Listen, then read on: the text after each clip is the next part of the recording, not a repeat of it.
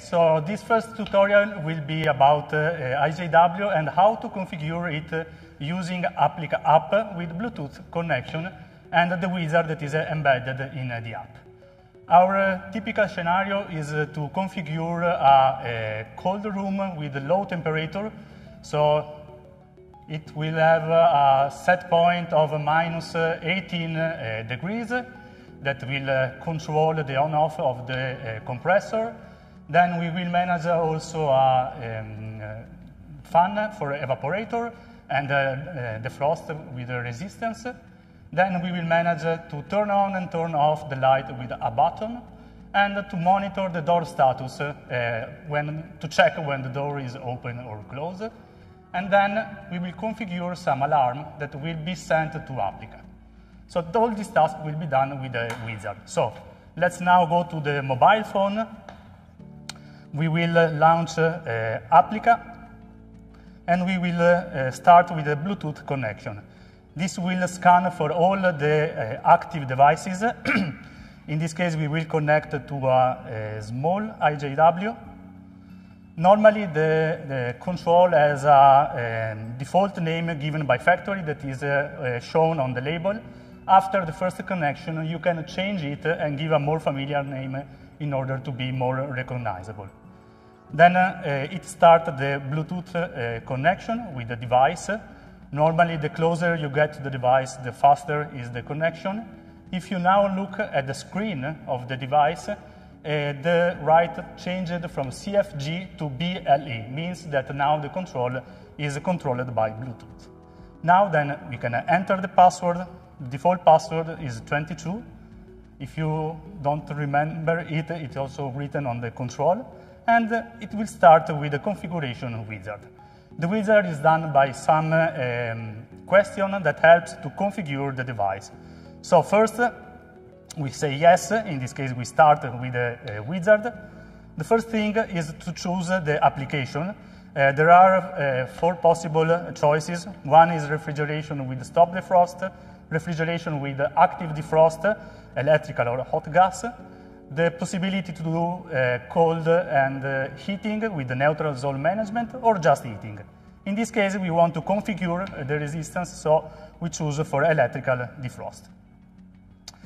Then in this step, it's also possible to configure the digital input. We want to check the status of the door, so we configure the door, the digital input as a normally closed relay that check the opening of the door. Then the next step is to configure the loads. Depending on the type of control that we have, there are several options that are shown. In this case, for example, we have a 4 relay, and so we can configure more than one load. As we said, we would like to configure, for example, the compressor, the frost, evaporating fan, and one digital output to switch on and switch off the lights. After that, the wizard shows the diagram where it's possible to see all the connection. For example, the output number 1 is connected to the compressor, output number 2 is connected to the resistance of the frost, number 3 to the evaporating fan, and the output number 4 is controlling the light. Also, the diagram indicates which are the regulating probe, in this case the SM probe, and the one used for defrost. After I see that the connections are okay, I can go to the next step, saying OK, and then I have the possibility to set up, for example, the parameters.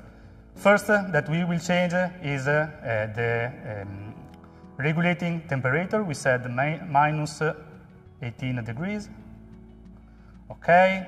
Then, for example, we want to set an alarm. So, for example, I put an alarm of 10 degrees higher than the set point with a delay of 10 minutes.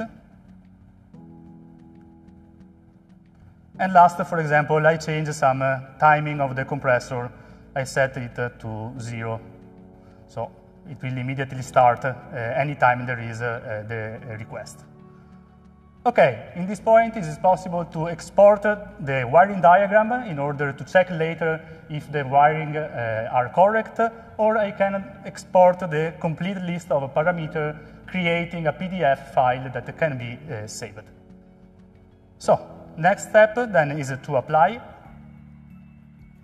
the configuration, and then everything is configured. You see now from the app that we have a set point of minus 18 degrees.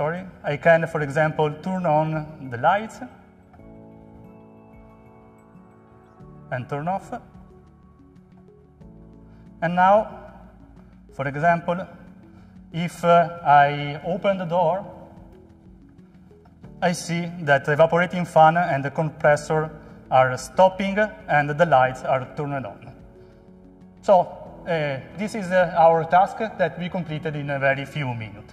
After everything is finished, we can also save the configuration, so it is stored on the mobile phone.